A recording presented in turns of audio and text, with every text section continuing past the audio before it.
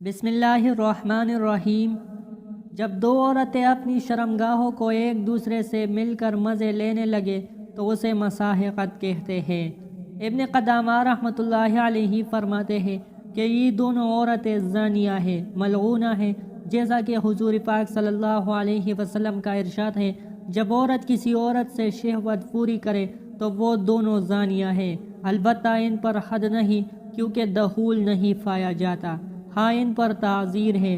ان کا یہ فعل مرد و عورت کے ننگے ہو کر لپٹنے کے مشابہہ ہے جس میں جماع نہ ہو۔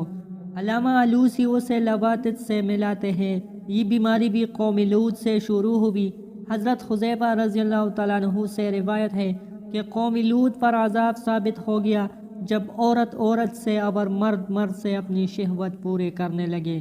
ابو حمزہ سے روایت ہے کہ میں نے محمد بن علی سے کہا کہ اللہ تبارک و تعالیٰ نے قوم لوط کی عورتوں پر بھی عذاب نازل فرمایا کیونکہ وہ اپنے مردوں جیسے فعل لواطت کرنے لگی تھی۔ انہوں نے کہا کہ اللہ عادل ہے، مرد و عورت دونوں کو ان کے برے اعمال کا مزہ چکایا۔ قوم لوط میں مرد مردوں اور عورت عورتوں سے گناہ میں شریک تھے، لہذا عذاب بھی عام تھا۔ ان کی سزا مشہور ہے، کسی سے پوشیدہ نہیں۔ ابن قیم رحمۃ اللہ علیہ فرماتے ہیں کہ اس فعل میں دخول نہیں پائے جانے کی وجہ سے حد تو نہیں ہے، لیکن اس فعل میں لفظ زنا کا اطلاق ہوگا، جیسا کہ آنکھ کا زنا، ہاتھ پیر منہ کا زنا ہوتا ہے، لہٰذا اس میں تعزیر ہے۔